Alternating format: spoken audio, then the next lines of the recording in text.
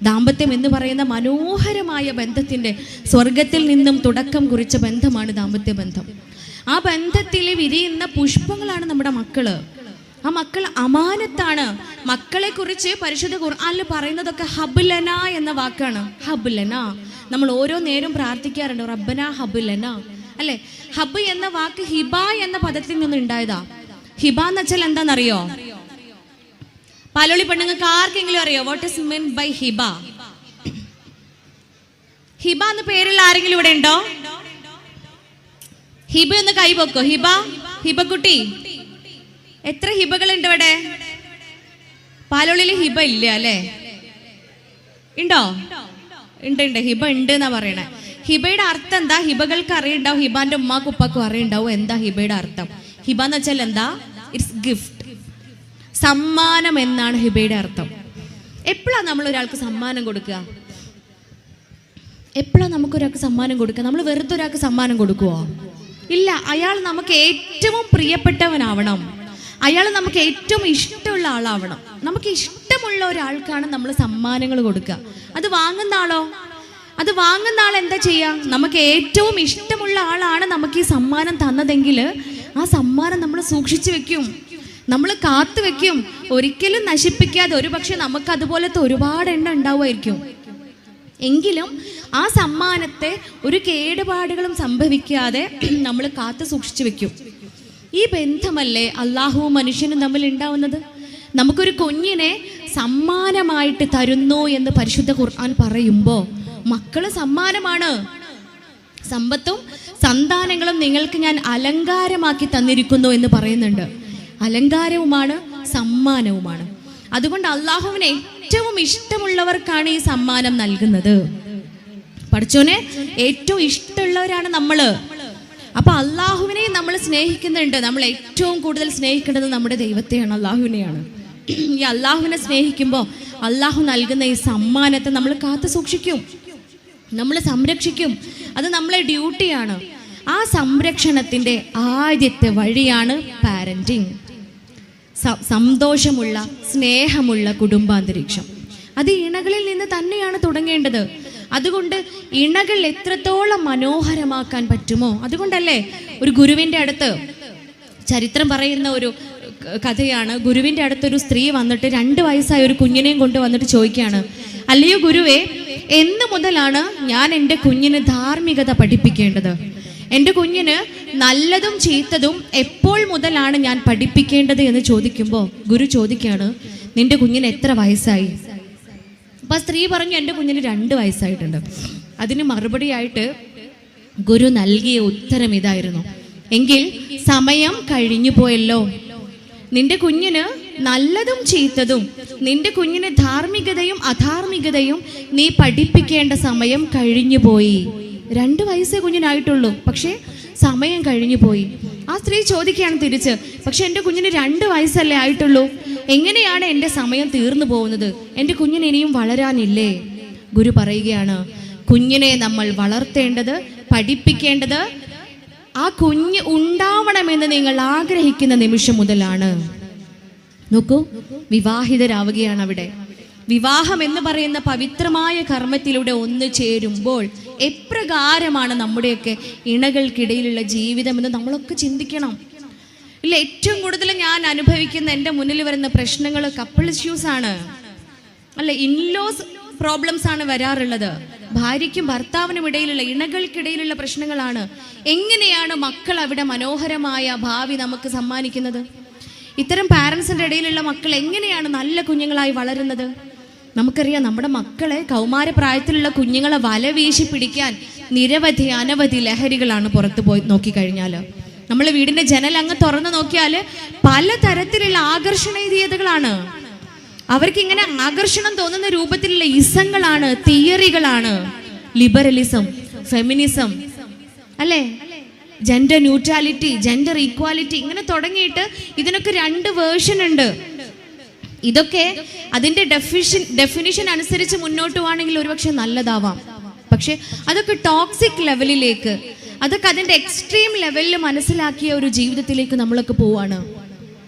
Gender equality എന്താ, gender neutrality എന്താ, homosexuality എന്താണ്, ബൈസെക്ഷുവാലിറ്റി എന്താണ്, what is LGBTQ, what is sigma, ഇങ്ങനെ തുടങ്ങിയിട്ട് നിരവധി അനവധി നമ്മൾ കേട്ടതും കേൾക്കാത്തതുമായിട്ടുള്ള ടെർമിനോളജീസാണ് നമ്മുടെയൊക്കെ മക്കൾക്ക് മുന്നിലുള്ളത്. അത് നമുക്കൊരു പക്ഷേ ടെർമിനോളജി ആയിരിക്കാം, നമുക്കൊരു പക്ഷേ അതൊരു വെറും വാക്ക് മാത്രമായിരിക്കാം, അല്ലെങ്കിൽ ഒരു വായിക്കാനുള്ള, അല്ലെങ്കിൽ അതിങ്ങനെ കേൾക്കാനുള്ള ഒരു രസം മാത്രമായിരിക്കാം. നമ്മളെ മക്കൾ അതൊക്കെ പ്രാക്ടിക്കലാക്കിക്കൊണ്ടിരിക്കുക. നമ്മളെ കുഞ്ഞുങ്ങൾ അതിൻ്റെയൊക്കെ വക്താക്കളായിക്കൊണ്ടിരിക്കുകയാണ്. അതിനെയൊക്കെ വാദിച്ച് അതിൻ്റെയൊക്കെ വക്താക്കളാക്കി അതിന് വേണ്ടിയിട്ട് ഇങ്ങനെ ഘോരം പ്രസംഗിക്കുന്നവരായി മാറിക്കൊണ്ടിരിക്കുക. അവിടെ നമുക്ക് നമ്മളെ കുഞ്ഞിന് എന്താണ് ശരി എന്താണ് തെറ്റ് എന്ന് പറഞ്ഞ് മനസ്സിലാക്കാൻ കൊടുക്കണമെങ്കിൽ എൻ്റെ ഉമ്മയും ഉപ്പയും എന്നെ നേർവഴി നടത്തുന്നവരാണ്, എൻ്റെ വഴികാട്ടിയാണ് എന്ന തോന്നൽ അവരിൽ ഉണ്ടാക്കണം. അത് ഉണ്ടാക്കണമെങ്കിൽ കുടുംബം അത് ഇമ്പമുള്ള ഇടം തന്നെയാവണം. അവിടെ സ്നേഹമുള്ള കുടുംബാന്തരീക്ഷം ഉണ്ടാക്കണം. അതിന് ഉമ്മയും ഉപ്പയും ഏറ്റവും സ്നേഹമുള്ളവരാവണം, അല്ലേ? അവിടെ ഉമ്മയും ഉപ്പയും തന്നെയാണ്. അള്ളാഹുവിൻ്റെ റസൂലിൻ്റെ അടുത്ത് ഹബീബ് മുത്ത് മുഹമ്മദ് മുസ്തഫ സ്വല്ലല്ലാഹു അലൈഹി വസല്ലമയുടെ അരികിലേക്ക് ഒരു സഹാബി വന്നിട്ട് ചോദിക്കുകയാണ്. എന്നും നമ്മുടെ സംശയമാണല്ലേ, എൻ്റെ ഉള്ളിലൊക്കെ തോന്നിയ സംശയങ്ങളായിരുന്നു. ഇത്തരം കേസുകൾ ഇങ്ങനെ മുന്നിൽ വരുമ്പോൾ എങ്ങനെയാണ് നമ്മൾ മാറേണ്ടത്, എന്ത് മാറ്റമാണ് നമുക്കൊക്കെ ഉണ്ടാവേണ്ടത്? മനുഷ്യന്മാരല്ലേ, ഇണക്കത്തോടൊപ്പം പിണക്കം ഉണ്ടാവൂലേ?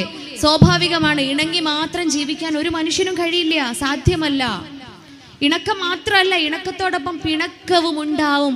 അതുകൊണ്ടാണ് ഹബീബായ മുഹമ്മദ് മുസ്തഫ സ്വല്ലല്ലാഹു അലൈഹി വസല്ലമ പിന്നെയും ഉണർത്തിയത്, നിങ്ങളിൽ ഏറ്റവും ഉത്തമൻ, നിങ്ങളിൽ ഏറ്റവും ഉത്തമ പിണക്കങ്ങൾക്കൊടുവിൽ ആരാണോ ആദ്യം ഇണങ്ങുന്നത്, പിണക്കങ്ങൾക്കൊടുവിൽ ആരാണോ ആദ്യം ഇണങ്ങുന്നത് അയാളാണ് ഏറ്റവും ഉത്തമൻ. നോക്കൂ നിങ്ങൾ, അല്ലേ? നമ്മളൊക്കെ നമ്മളെ വീട്ടിലേക്കൊന്ന് കയറി നോക്കുക, കുറച്ചു നേരം പിണങ്ങും, ആരാദ്യം ഉണ്ടല്ലേ? പിണക്കങ്ങളൊക്കെ ഉണ്ടാവലുണ്ട്, ആരെണ്ണേലും ആദ്യം ഉണ്ടല്ലേ? പിന്നെ ഞാൻ മിണ്ട് നടന്നത് തന്നെ. വേണമെങ്കിൽ മൂപ്പര് വന്ന് മിണ്ടട്ടെ, ഇല്ലേ? നമ്മൾ പെണ്ണുങ്ങളുടെ ഉള്ളിൽ ഒരു പ്രത്യേക തരം ഒരു ഈഗോ അവിടെ വർക്കൗട്ട് ചെയ്യും. മൂപ്പര് വന്ന് മിണ്ടട്ടെ, മൂപ്പരാണെങ്കിലോ മൂപ്പര് രാജാവല്ലേ, അല്ലേ? പുരുഷന്മാരെന്ന് പറഞ്ഞാല് ഉത്തരവാദിത്തം ഏൽപ്പിക്കപ്പെട്ടവരാണ്. നിങ്ങളുടെ ഭാര്യ സന്താനങ്ങളുടെയും മക്കളുടെയും മാതാപിതാക്കളുടെയും ബാധ്യത ഏൽപ്പിക്കപ്പെട്ടവരാ പുരുഷന്മാര്. നാളെ അതിനെക്കുറിച്ച് നിങ്ങൾ ചോദ്യം ചെയ്യപ്പെടുകയും ചെയ്യുമെന്ന് ഇസ്ലാം മതം പറയുമ്പോൾ ഉത്തരവാദിത്തമുള്ള ആളുകളാ. സോ ഞാൻ മിണ്ടൂല, അല്ലേ? ഭാര്യയും ഭർത്താവുമാണ്. തനാകഹത്തുൽ അസ്ജാർ എന്ന് പറയുന്ന വേർപിരിക്കാൻ പറ്റാത്ത രൂപത്തിൽ കെട്ടുപിണഞ്ഞു കിടക്കുന്ന മരച്ചില്ലകൾ എന്ന അർത്ഥം വരുന്ന വാക്കിൽ നിന്നാണ് നിക്കാഹ് എന്ന പദം ഉണ്ടായിട്ടുള്ളത്. സൗജ് എന്നാണ് പരിശുദ്ധ ഖുർആൻ ഉണർത്തുന്നത്. ഭാര്യയും ഭർത്താവും അല്ല, സൗജ്. സൗജ് എന്ന് പറഞ്ഞാൽ ചവച്ചരയ്ക്കപ്പെട്ടത് എന്നർത്ഥം. അവിടെ ഒരാൾ മുകളിലോ ഒരാൾ താഴെയോ അല്ല, ഒരാൾക്ക് പദവി കൂടുതലോ ഒരാൾ സ്ഥാനം കുറഞ്ഞവളോ അല്ല, ഈക്വലാണ്. അതുകൊണ്ടാണ് സൗജ് എന്ന പദം വെച്ച് അഭിസംബോധന ചെയ്തിട്ടുള്ളത്.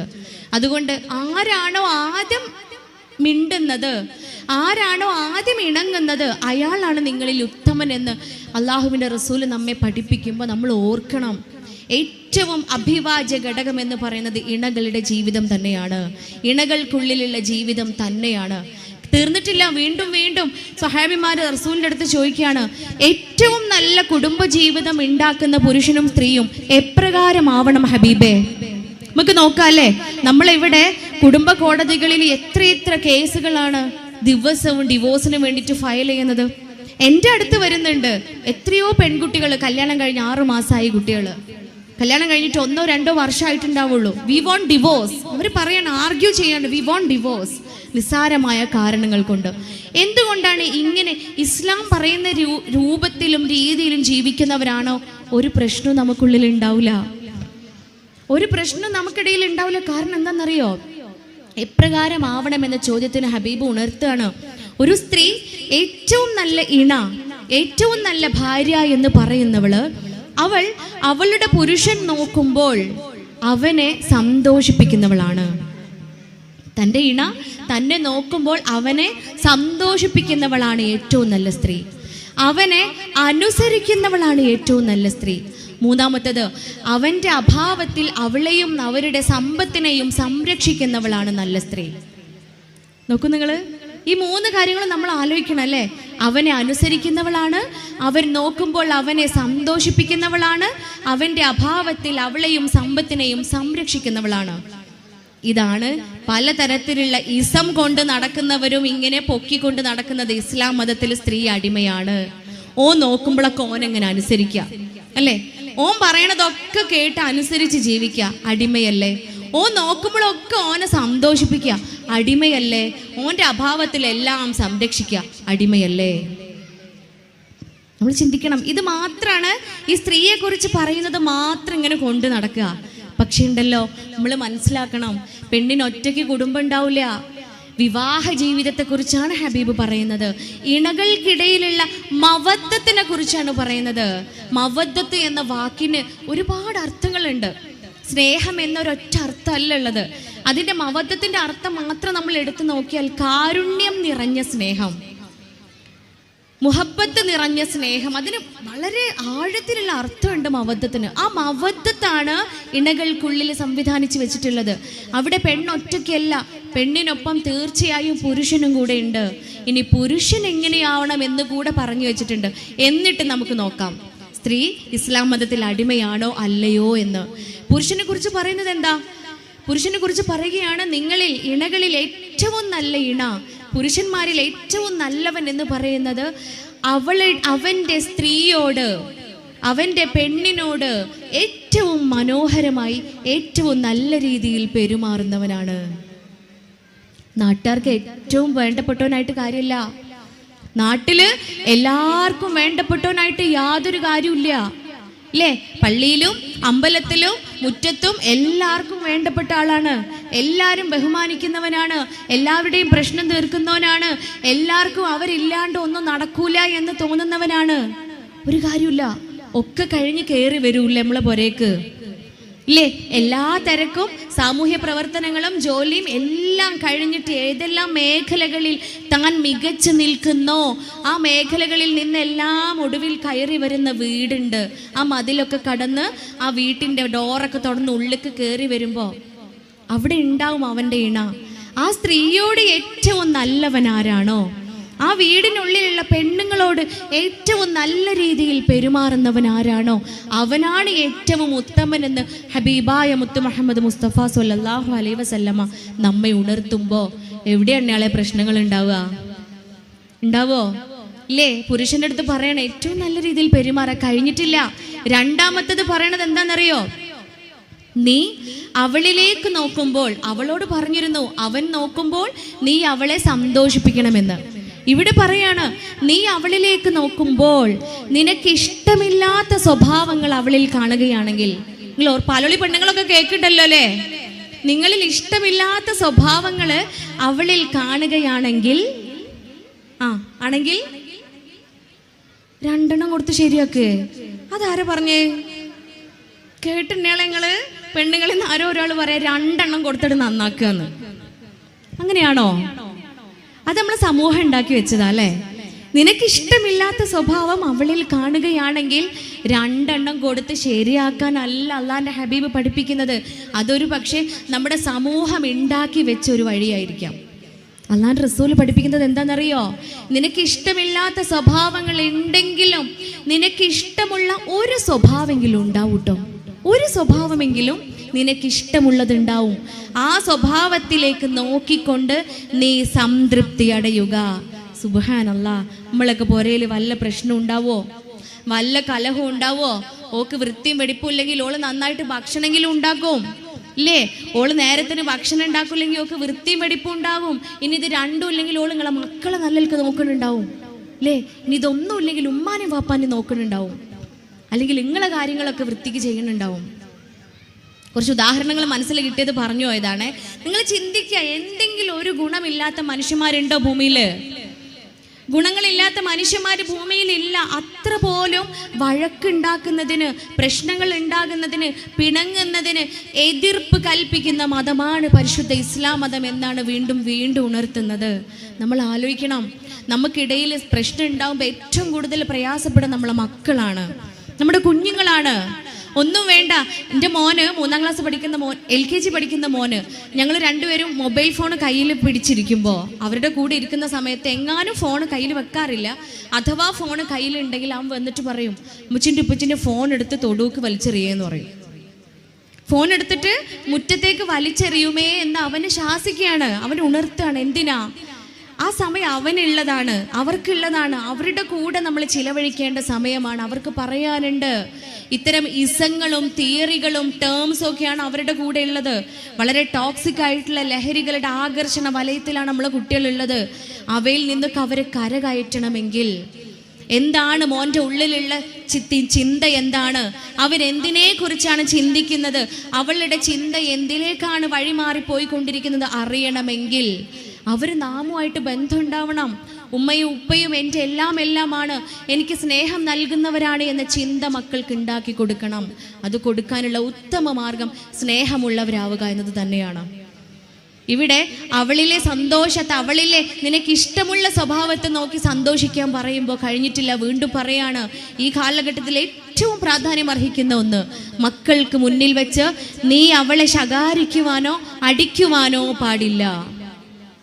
നോട്ട് ചെയ്ത് വെക്കണം അല്ലേ? പുറയിൽ വലിയ ഫ്ലെക്സ് എഴുതിയിട്ട്, വലിയ ഫ്ലെക്സിൽ എഴുതിയിട്ട് ബെഡ്റൂമിലോ അല്ലെങ്കിൽ ഡൈനിങ് ഹാളിലൊക്കെ ഫിറ്റ് ചെയ്ത് വെക്കുക. ഈ കാര്യങ്ങളൊക്കെ സ്ത്രീ എങ്ങനെയാവണം, പുരുഷൻ എങ്ങനെയാവണം. സന്ദർഭം വരുമ്പോൾ രണ്ടുപേരും അതൊന്ന് വായിച്ചു നോക്കുക. സാഹചര്യങ്ങൾ വരുമ്പോൾ രണ്ടുപേരും അതൊന്ന് വായിച്ചു നോക്കുക. നീ മക്കൾക്ക് മുന്നിൽ വെച്ച് ശകാരിക്കുവാനോ അവളെ അടിക്കുവാനോ പാടില്ല. അതാണ് പറയുന്നത്. നിങ്ങൾ പിണക്കങ്ങൾക്കൊടുവിൽ ആദ്യം ഇണങ്ങുന്നവരാവുക. നിങ്ങൾക്കിടയിൽ പ്രശ്നങ്ങൾ ഉണ്ടാവുമ്പോൾ ഏറ്റവും ആദ്യം എത്രയും പെട്ടെന്ന് അനുരഞ്ജനത്തിൽ എത്തിച്ചേരുക എന്ന് 4-ാം അധ്യായത്തിൽ പരിശുദ്ധ ഖുർആൻ നമ്മെ ഓർമ്മിപ്പിക്കുന്നുണ്ട്. അപ്പോൾ അതിനർത്ഥം എന്താ? പ്രശ്നങ്ങൾ ഉണ്ടായേക്കാം അല്ലേ? മജ്ജയും മാംസവും ഉള്ള വിചാരങ്ങളും ചിന്തയുമുള്ള പച്ചയായ മനുഷ്യരാണ്. അതുകൊണ്ട് തന്നെ അവിടെ ഒരുപക്ഷെ വിള്ളലുകൾ ഉണ്ടായേക്കാം. പക്ഷേ ആ വിള്ളലുകളുടെ ആഴം കൂടുകയല്ല ചെയ്യേണ്ടത്. എത്രയും പെട്ടെന്ന് അനുരഞ്ജനത്തിൽ എത്തിച്ചേരുക, ഒത്തുതീർപ്പിൽ എത്തിച്ചേരുക, പ്രശ്നങ്ങൾ പരിഹരിക്കപ്പെടുക. സന്തോഷം കൊണ്ട്, സ്നേഹം കൊണ്ട് ആ വിള്ളലിനെ ആ കറയെ നമ്മൾ മായ്ക്കുക എന്നാണ് പരിശുദ്ധ ഇസ്ലാം പറയുന്നത്. അതിന് ഏറ്റവും ഉത്തമരെന്ന് പറയുന്ന ഇണകൾ തന്നെയാണ്. സ്നേഹമുള്ള കുടുംബാന്തരീക്ഷം ഉണ്ടാക്കി കൊടുക്കണം മക്കൾക്ക് അല്ലേ? നമ്മൾ ഉമ്മയും ഉപ്പയും ഭാര്യയും ഭർത്താവും അരികിൽ ഇങ്ങനെ ചേർന്നിരിക്കുമ്പോൾ നടുവിലേക്ക് ഓടി വരൂല്ലേ? ആര്? അമ്മായിമ്മേ. തമ്പുരാനെ, പാലോളി കുടുംബത്തിലൊക്കെ അമ്മായിമ്മയാണ് ഓടി വരിക. എന്ത് പെണ്ണുങ്ങളൊക്കെ ഇങ്ങനെ പറയണേ? എന്ത് ചെവിന്റെ പ്രശ്നമാണോ അതോ നിങ്ങൾ പറയണതിന്റെ പ്രശ്നമാണോ? പാലോളിയിൽ അങ്ങനെയാ? അങ്ങനെ ഇല്ല അല്ലേ? അത് പറഞ്ഞപ്പോഴാണ്, വളരെ സാന്ദർഭോചിതമായിട്ട് നിങ്ങൾ പറഞ്ഞപ്പോൾ ഞാൻ ഓർക്കുകയാണ്. ഒരിക്കലും ക്ലിനിക്കിൽ ഭാര്യയും ഭർത്താവും വന്നിങ്ങനെ അവരുടെ വിഷമങ്ങൾ സംസാരിച്ചുകൊണ്ടിരിക്കുക. ഈ മരുമോൾക്ക് ഏറ്റവും കൂടുതൽ പറയാനുള്ളത് അമ്മായിമാനെ കുറിച്ചാണ്. ഇവിടെ അമ്മായിമാൻ തന്നെയല്ലേ പറയുക വടകരയില്? ഭർത്താവിൻ്റെ ഉമ്മാനെ. ഈ ഉമ്മാനെ കുറിച്ച് ഇങ്ങനെ, ഞങ്ങൾ അവിടെ എന്ന് പറഞ്ഞാൽ കല്യാണം കഴിച്ച ഭർത്താവിൻ്റെ വീട്ടിലാണ് താമസിക്കുക. ഇവിടെയോ? ഇവിടെ അങ്ങനെ തന്നെയാ? ഭാഗ്യം. അപ്പോൾ ഭർത്താവിൻ്റെ വീട്ടിലായതുകൊണ്ട് തന്നെ പരാതികളും പ്രശ്നങ്ങളൊക്കെ കുറേ ഉണ്ടാവുമല്ലോ. എന്നെ പ്രസവിച്ചിട്ടില്ലെങ്കിലും എൻ്റെ ഉമ്മയാണ് എന്ന ചിന്ത പലപ്പോഴും വരൂല അല്ലേ? ഞാൻ പ്രസവിച്ചിട്ടില്ലെങ്കിൽ എൻ്റെ മകളാണ് എന്ന ചിന്ത പലപ്പോഴും ഉമ്മാർക്കും ഉണ്ടാവില്ല. അപ്പോൾ അവിടെ കോൺഫ്ലിക്ട്സ് ഉണ്ടാവാൻ തുടങ്ങും, പ്രശ്നങ്ങൾ ഉണ്ടാവാൻ തുടങ്ങും. അതിൻ്റെ ഭാഗമായിട്ട് ഈ മരുമോൾ ഇങ്ങനെ പറയും, ഉമ്മാനെ കുറിച്ച് ഇങ്ങനെ പറഞ്ഞുകൊണ്ടിരിക്കുക. ദാറ്റ് മീൻസ് അമ്മായിമാനെ കുറിച്ച്. അപ്പോൾ ഈ ഭർത്താവിൻ്റെ മടിയിൽ 4 വയസ്സായ മോൾ ഇരിക്കുന്നുണ്ട്. മോള് പെട്ടെന്ന് എൻ്റെ അടുത്ത് പറയാ, ഡോക്ടറെ, എൻ്റെ ഉമ്മച്ചി പറയണതൊക്കെ ഒന്നും നിങ്ങൾ വിശ്വസിക്കണ്ട കേട്ടാ, എൻ്റെ ഉമ്മ അത്ര നല്ല ആളൊന്നും അല്ല എന്ന്. എൻ്റെ ഉമ്മമാനെ പറ്റി ഇങ്ങനെ പറയുന്നുണ്ടല്ല, എൻ്റെ ഉമ്മമാനെ കുറിച്ചാണ് പറയണേ, പക്ഷേ എൻ്റെ ഉമ്മ അത്ര നല്ല ആളൊന്നും അല്ല എന്ന്. അപ്പം നിങ്ങളൊക്കെ ചിരിച്ചതുപോലെ എനിക്കും ആ സമയത്ത് ചിരിയാണ് വന്നതെങ്കിലും അവിടെ ചിന്തിച്ചത് എന്താണെന്നറിയോ നിങ്ങൾ? ആ കുട്ടിയുടെ തലച്ചോറ് 7 വയസ്സ് വരെ വളരുള്ളൂ. ആ വളർച്ച സംഭവിക്കുന്ന കണ്ടും കേട്ടും അനുഭവിച്ചും കാര്യങ്ങളൊക്കെ പഠിച്ച് ഞാൻ എങ്ങനെയാവണം എന്നിങ്ങനെ തീരുമാനിക്കുന്ന സമയമാണ്. ഈ സമയത്ത് ആ കുഞ്ഞിൻ്റെ തലച്ചോറിനുള്ളിൽ പാകിയ വിത്തുകൾ പകയുടെയും വിദ്വേഷത്തിൻ്റെയും വെറുപ്പിൻ്റെയും ഒക്കെയാണ്. ആ വിത്തുകളല്ലേ വളരുള്ളൂ. ആ വിത്ത് വളർന്ന് പന്തലിച്ച് വൃക്ഷമായി മാറും. ആ വൃക്ഷം നമുക്ക് പകയുടെയും വിദ്വേഷത്തിൻ്റെയും കലിയുടെയും കോപത്തിൻ്റെയും പഴങ്ങൾ മാത്രമേ സമ്മാനിക്കുള്ളൂ. അതിൻ്റെ അപ്പുറത്തേക്ക് നന്മയുടെ ഫലങ്ങൾ സമ്മാനിക്കാൻ ആ വൃക്ഷത്തിന് സാധിക്കില്ല. നമ്മൾ ആലോചിക്കണം, നമ്മൾ പറയുന്നതും നമ്മൾ അവർക്ക് കേൾപ്പിച്ചു കൊടുക്കുന്നതും നമ്മൾ അവർക്ക് കാണിച്ചു കൊടുക്കുന്നതും എല്ലാം അവരറിയുന്നുണ്ട്, കേൾക്കുന്നുണ്ട്, അനുഭവിക്കുന്നുണ്ട് അല്ലേ? ഒരിക്കൽ ഒരു ഉമ്മ വരികയാണ് ക്ലിനിക്കിൽ. ഉമ്മ വന്നിട്ട് മകനെ കുറിച്ചാണ് പറയുന്നത്. മകനെ കണ്ടിട്ട് കുറേ നാളായി, കുറേ ദിവസമായി മോനെ കണ്ടിട്ട്. അപ്പോൾ മോന് രാത്രി വൈകിയാണ് വീട്ടിൽ വരുന്നത്. ഉമ്മ അപ്പോഴത്തേക്കും ഉറങ്ങിപ്പോകുമെന്ന് പറയാ. പിറ്റേ ദിവസം ഉമ്മാൻ്റെ മരുമോളാണ്, ഇയാളുടെ ഭാര്യയാണ് വരുന്നത്. അവർ വന്നിട്ടും പറഞ്ഞു, എൻ്റെ കുട്ടികൾ ഭർത്താവിനെ കണ്ടിട്ട് ഓരൊപ്പാനെ കണ്ടിട്ട് കുറേ നാളായി, മൂപ്പര് വീട്ടിൽ നേരത്തെ വരുന്നില്ല, ഡോക്ടർ ഒന്ന് ഇടപെട്ട് പ്രശ്നം പരിഹരിക്കണം. അങ്ങനെ മൂന്നാമത്തെ ദിവസം അവിടെ പ്രതിനെ നമ്മൾ വിളിക്കുകയാണ്. ഈ ഉമ്മാൻ്റെ മകനാണ് പ്രതി. അങ്ങനെ വന്നിട്ട് ക്ലിനിക്കിലിരുന്ന് സംസാരിക്കുമ്പോൾ മൂപ്പര് പറയാ, ഞാൻ എൻ്റെ വീട്ടിലേക്ക് ഏറ്റവും നേരത്തെ വരണമെന്ന് ആഗ്രഹിക്കുന്ന ആളാണ്. വീട്ടിൽ ഏറ്റവും നേരത്തെ എത്തി മക്കളുടെയും ഉമ്മയുടെയും ഭാര്യയുടെയും ഒക്കെ കൂടെ സമയം ചിലവഴിക്കണമെന്ന് ആഗ്രഹിക്കുന്ന ആളാ. പക്ഷെ ഉണ്ടല്ലോ, ഞാൻ വീട്ടിലേക്ക് കയറി വരുമ്പോൾ എൻ്റെ ഉമ്മ സിറ്റ് ഔട്ടിൽ ഇരിക്കുന്നുണ്ടാവും. ഉമ്മയുടെ മുഖം ആകെ കരഞ്ഞ് കലങ്ങി സങ്കടപ്പെട്ട മുഖമായിരിക്കും. എന്നെ കാണുമ്പോൾ ഉമ്മ കുറച്ചുകൂടെ അങ്ങ് കരയാൻ തുടങ്ങും. കരഞ്ഞിട്ട് എൻ്റെ ഭാര്യ ഉമ്മയോട് ചെയ്ത ഒരുപാട് പ്രശ്നങ്ങളെക്കുറിച്ച് എൻ്റെ ഉമ്മ കരഞ്ഞ് എൻ്റെ അടുത്ത് പറയും. ഇതൊക്കെ കേട്ട് സങ്കടം സഹിക്ക വയ്യാതെ ഞാൻ വീടിനകത്ത് കയറുമ്പോൾ, ബെഡ്റൂമിൽ എത്തുമ്പോൾ ഭാര്യ ഉണ്ടാവും അവിടെ കടുന്നെല്ല് കുത്തിയ മുഖമായിട്ട് ഇരിക്കണെന്ന്. അങ്ങനെ പറഞ്ഞേ. കടുന്നെല്ല് എന്ന് പറഞ്ഞാൽ ഇവിടെ അറിയില്ലേ, തേനീച്ചയൊക്കെ പോലത്തുള്ളൊരു പ്രാണി. ഈ കടുന്നെല്ല് കുത്തിയ മുഖമായിട്ട് ഇരിക്കുന്നുണ്ടാവും എൻ്റെ ഭാര്യ. ഓക്കും പറയാനുണ്ടാവും ഉമ്മാനെ കുറിച്ച് കുറേ പരാതികൾ. ഇതൊക്കെ കേട്ട് കേട്ട് കേട്ട് ഡോക്ടറെ, എനിക്ക് ഫാസ്റ്റിംഗ് ബ്ലഡ് ഷുഗർ 350 എൻ്റെ ബ്ലഡ് പ്രഷർ 100, 230, 120. അങ്ങനെ ഞാൻ ഹൈപ്പർ ടെൻഷനും ഡയബറ്റീസിനും മരുന്ന് കുടിക്കാൻ തുടങ്ങി. പക്ഷെ ഉണ്ടല്ലോ, ഒരു സന്തോഷ വാർത്ത ഉണ്ട്. 2 ആഴ്ചയായിട്ട് ഞാൻ ഇപ്പോൾ മരുന്ന് കുടിക്കണില്ല. ഞാൻ എൻ്റെ മരുന്നൊക്കെ നിർത്തി. അപ്പം ഞാൻ ഡോക്ടറാണല്ലോ, പേഷ്യൻസിന് പറഞ്ഞു കൊടുക്കാം, അല്ലെങ്കിൽ ഏത് മരുന്നാണ് കുടിച്ചതെന്ന് ചോദിച്ചു. അപ്പോൾ മുമ്പ് പറയാ, മരുന്ന് കുടിച്ചൊക്കെയല്ല, ഞാൻ എൻ്റെ മരുന്ന് നിർത്തിക്കുകയാണ്. കാരണം എൻ്റെ പുരയ്ക്ക് ഇപ്പം ഞാൻ നേരത്തെ ചെല്ലലില്ല. ഉമ്മയും ഭാര്യയൊക്കെ ഉറങ്ങിയിട്ട് 12 മണിക്ക് കള്ളന്മാർ കയറി ചെല്ലണ പോലെ ഇപ്പം ഞാൻ എൻ്റെ പുരയ്ക്ക് ചെല്ലും. അടുക്കളയിൽ ചെന്ന് ഭക്ഷണം എടുത്ത് കഴിച്ച് നേരെ പോയി കിടന്നുറങ്ങും. അതുകൊണ്ട് എനിക്കിപ്പോൾ സ്വസ്ഥതയുണ്ട്, സമാധാനമുണ്ട്, എനിക്ക് ഉറങ്ങാൻ പറ്റുന്നുണ്ട് എന്ന്. നിങ്ങൾ ഓർത്ത് നോക്കൂ, ഉമ്മ എന്ന് പറഞ്ഞാൽ ആരാ? ഇയാൾ ചോദിക്കുകയാണ് എൻ്റെ അടുത്ത്, എൻ്റെ ഉമ്മ എൻ്റെ ആരാണ് ഡോക്ടറെ എന്ന്. ഉമ്മ ആരാണ് ഇയാളെ? നമ്മുടെ സ്വർഗല്ലേ എൻ്റെ ഉമ്മ? നിങ്ങളെയൊക്കെ സ്വർഗല്ലേ നിങ്ങളെ ഉമ്മ? ഉമ്മയുടെ കാലിനടിയിൽ മാത്രമേ ഭൂമിയിൽ സ്വർഗം സംവിധാനിച്ചു വെച്ചിട്ടുള്ളൂ. യുദ്ധത്തിന് പുറപ്പെടുകയാണ് ഒരു സ്വഹാബി. ധീര യോദ്ധാവായി ഷഹീദാവാൻ വേണ്ടിയിട്ട് യുദ്ധത്തിന് പുറപ്പെടുമ്പോൾ ഹബീബായ മുഹമ്മദ് മുസ്തഫ സ്വല്ലല്ലാഹു അലൈഹി വസല്ലമ ചോദിക്കുകയാണ്, നിന്റെ വീട്ടിൽ പ്രായമായ ഉമ്മയും ഉപ്പയും ഉണ്ടോ? അദ്ദേഹം പറയാണ്, ഉണ്ട് ഹബീബെ, എൻ്റെ വീട്ടിൽ പ്രായമായ ഉമ്മയും ഉപ്പയുണ്ട്. ഹബീബ് കൊടുത്ത മറുപടി എന്താണെന്നറിയോ? എങ്കിൽ നീ യുദ്ധത്തിന് പുറപ്പെട്ട് അവിടെ വെച്ച് ഷഹീദാവുന്നതിനേക്കാളും നിനക്ക് ഉത്തമം, അതിനേക്കാളും നിനക്ക് പുണ്യം ലഭിക്കുക പ്രായമായ ഉമ്മയെയും ഉപ്പയെയും സംരക്ഷിക്കുന്നതിനാണ്. നമ്മൾ ഓർക്കണം, നമ്മളൊക്കെ പുരയിലുണ്ടല്ലേ പ്രായമായ ഉമ്മയും ഉപ്പയും? സംരക്ഷിക്കുന്നുണ്ടോ? നമ്മൾ സംരക്ഷിക്കുന്നുണ്ടോ? പരിഗണിക്കുന്നുണ്ടോ? ഛേ എന്നൊരു വാക്ക് പോലും പറയരുതേ എന്ന് പറയുമ്പോൾ നമ്മൾ ഓർക്കണം, ഛേ എന്ന് പറയിപ്പിക്കുമെന്നാണ് അതിനർത്ഥം.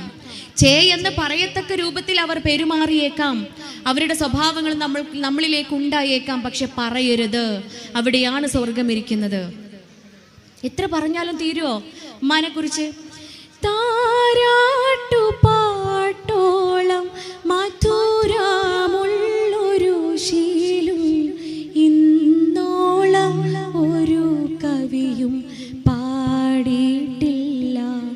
ഉമ്മ ഇല്ലാതിനോളം ഉലകിൽ ഒരു നന്മ കനിവിൻ്റെ കടലായ എഴുതിയാൽ തീരാത്ത ദുനിയാവിലെ സുബർഗമാണെൻ്റെ പൊന്നുമ്മ. ഏറെ പറഞ്ഞാലും തീരില്ല ആ പൂമഹിമ. അതാണ് നമ്മുടെ ഉമ്മ. എത്ര പറഞ്ഞാലും തീരൂല. ആ മഹിമയാണ് എൻ്റെ ഒരു കയ്യിലുള്ളത്. എൻ്റെ ഒരു കയ്യിൽ എൻ്റെ ഉമ്മയാണ്, മറു കയ്യിൽ ആരാ? അള്ളാഹുവിനെ സാക്ഷ്യം വഹിച്ചുകൊണ്ട് ഞാൻ മഹർ നൽകി, ഞാൻ എന്നിൽ ഉത്തരവാദിത്തം ഏൽപ്പിക്കപ്പെട്ടുകൊണ്ട് ഞാൻ സ്വീകരിച്ച എൻ്റെ ഇണയാണ്, എൻ്റെ കുഞ്ഞുങ്ങളുടെ ഉമ്മയാണ്, എൻ്റെ പ്രിയപ്പെട്ടവളാണ്, എൻ്റെ ഭാര്യയാണ്. പൂമുഖവാതിൽക്കൽ സ്നേഹം വിടർത്തുന്ന പൂന്തിങ്കളാകുന്നു ഭാര്യ. ദുഃഖത്തിൻ മുൾ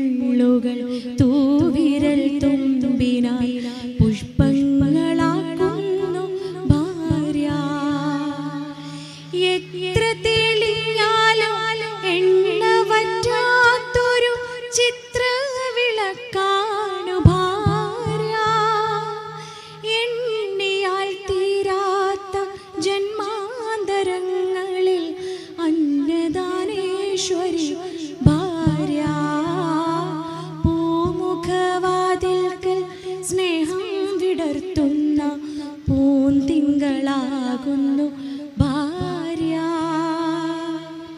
അല്ലേ? അങ്ങനെയല്ലേ ഭാര്യമാരെ? നിങ്ങൾ എന്തൊന്നും മിണ്ടാത്തേ? ഇതുപോലെ ഭാര്യമാരെ കുറിച്ച് പാടിയപ്പോഴേ ഇതുപോലൊരു സംഗമത്തിൽ നിന്ന് ഒരാൾ മൈക്ക് വാങ്ങിയിട്ട് എനിക്ക് ഇനി പാടാണ്ടെന്ന് പറഞ്ഞിട്ട് പാടുക. പൂമുഖവാതിൽക്കൽ ചൂലേന്തി നിൽക്കുന്ന മൂദേവിയാകുന്നു ഭാര്യ. ആണോ? പാലോളി ഭാര്യമാരൊക്കെ അങ്ങനെയാണോ? ഈ ഭാഗമാണ് അതിന് ഉത്തരം പറയേണ്ടത്. ആണോ? ആണോ? ആണല്ലാന്ന്. ആരതിൽ ആണെന്ന് പറഞ്ഞതാരാ? ഒന്നോ രണ്ടോ പേരെ കാണുന്ന് പറയുന്നുണ്ട്. പക്ഷെ അങ്ങനെയല്ല അല്ലേ? ഇസ്ലാം പറയുന്നത് അങ്ങനെയല്ല. നേരത്തെ പറഞ്ഞു വച്ചു നമ്മൾ, സ്ത്രീ എങ്ങനെയാവണം, പുരുഷൻ എങ്ങനെയാവണം. നോക്കൂ നിങ്ങൾ, ഈ ഉമ്മയുടെയും മരുമകളുടെയും പ്രശ്നങ്ങൾക്കുള്ളിൽ കിടന്ന് വീർപ്പ് മുട്ടാണ് ആൺകുട്ടികൾ.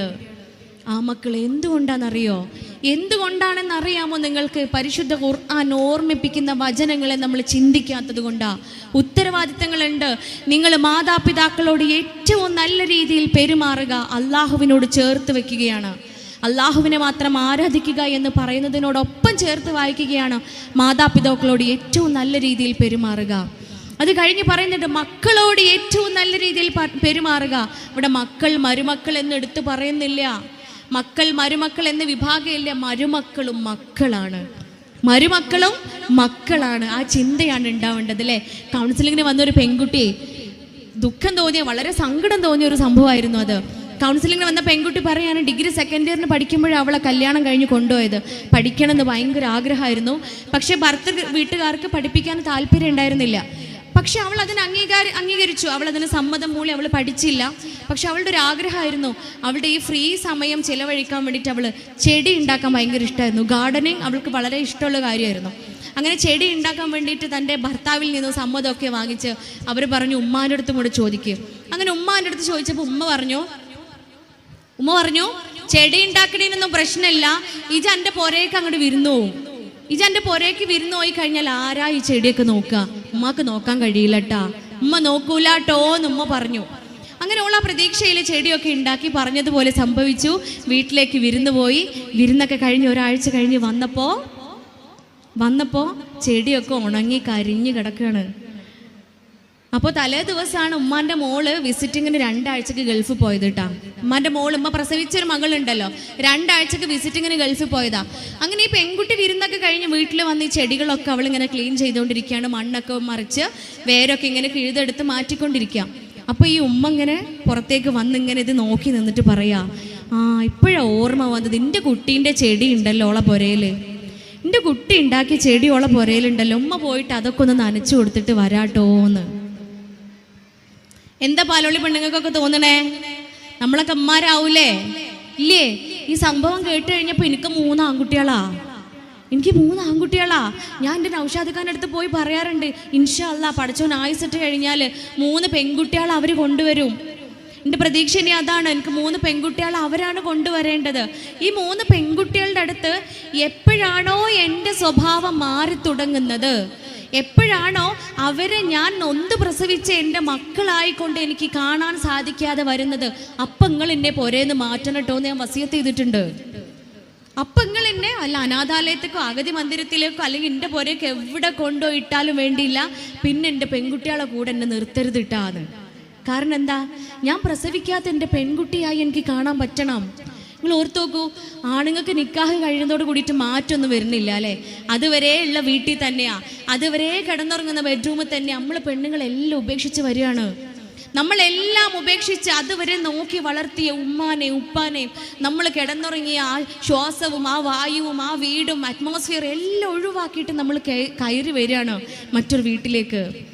അവിടെ ആ മകളായിക്കൊണ്ട് ഞാൻ നൊന്ത് പ്രസവിച്ച എൻ്റെ മകളോട് ഞാൻ എപ്രകാരമാണോ ആ സ്നേഹം ആ വാത്സല്യവും ആ കാരുണ്യവും നൽകുമേ എന്ന ആഗ്രഹത്തോടും പ്രാർത്ഥനയോടും കൂടി സ്വീകരിക്കുമ്പോൾ എവിടെയാ പ്രശ്നങ്ങൾ ഉണ്ടാവുക?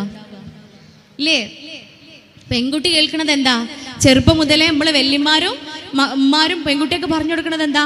വേഗം എണീക്ക്, നേരത്തെ എണീക്ക്, ആരാൻ്റെ പുരയ്ക്ക് പോവാനുള്ളതാണ്, അഡ്ജസ്റ്റ് ചെയ്യാൻ പഠിക്കണം കേട്ടോ എന്ന്. നിങ്ങൾ ഓർത്ത് നോക്കൂ, ഞാൻ ഒരിക്കലും അംഗീകരിക്കാത്തൊരു കാര്യമാണത്. ആരാൻ്റെ വീടാണോ ഈ പെൺകുട്ടിക്ക് കയറി ചെല്ലാനുള്ളത്? ആരാൻ്റെ വീടാണോ? ആരാൻ്റെ വീട് എന്ന് പറഞ്ഞാൽ ഇവിടെ മനസ്സിലായില്ലേ? വടകര ആരാൻ്റെ വീട് തന്നെയല്ലേ പറയാ അല്ലേ? അന്യൻ്റെ വീട് അല്ലേ? അന്യൻ്റെ പുറകെ പോവാനുള്ളതാണ് അഡ്ജസ്റ്റ് ചെയ്യാൻ പഠിക്കണം. That's not അന്യൻ. അന്യൻ്റെ വീടല്ല. നമ്മൾ കയറി ചെല്ലുന്ന വീട് നിക്കാഹ് എന്ന കർമ്മത്തിലൂടെ ആ വീട്ടിലെ മകളായിക്കൊണ്ട് കയറി ചെല്ലുകയാണ്. നമ്മളുള്ളിൽ എന്താ വേണ്ടത്? എന്നെ പ്രസവിക്കാത്ത എൻ്റെ ഉമ്മയാണ്. എൻ്റെ ഉമ്മ എന്നെ ശകാരിക്കും, എൻ്റെ ഉമ്മ എന്നെ ഗുണദോഷിക്കും, എൻ്റെ ഉമ്മ എന്നെ ഉപദേശിക്കും, എൻ്റെ ഉമ്മ എൻ്റെ തെറ്റുകൾ തിരുത്തി തരും.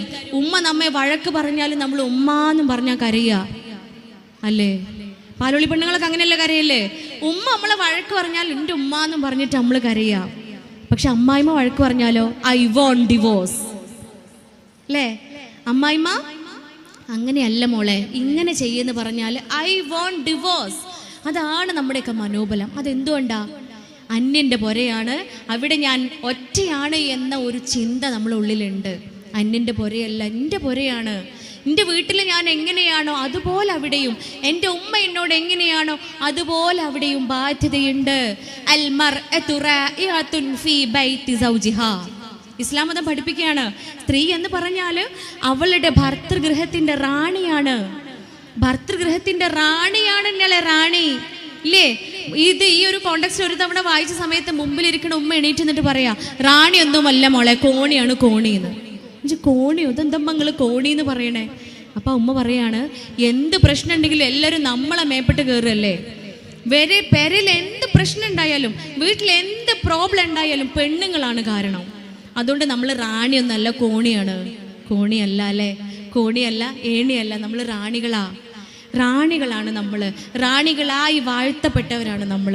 അതുകൊണ്ട് എല്ലാ ബന്ധങ്ങളിലും നമുക്ക് ഉത്തരവാദിത്തങ്ങളുണ്ട്.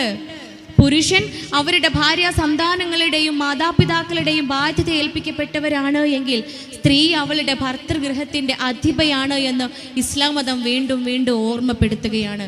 നമ്മളാണ് അധിപകൾ. അവിടെ വിള്ളലുകൾ ഉണ്ടാക്കരുത്. നിങ്ങൾ നിങ്ങളുടെ മാതാപിതാക്കളോട് ഏറ്റവും നല്ല രീതിയിൽ പെരുമാറുക, നിങ്ങളുടെ മക്കളോട് ഏറ്റവും നല്ല രീതിയിൽ പെരുമാറുക, നിങ്ങളുടെ ബന്ധുക്കളോട് ഏറ്റവും നല്ല രീതിയിൽ പെരുമാറുക.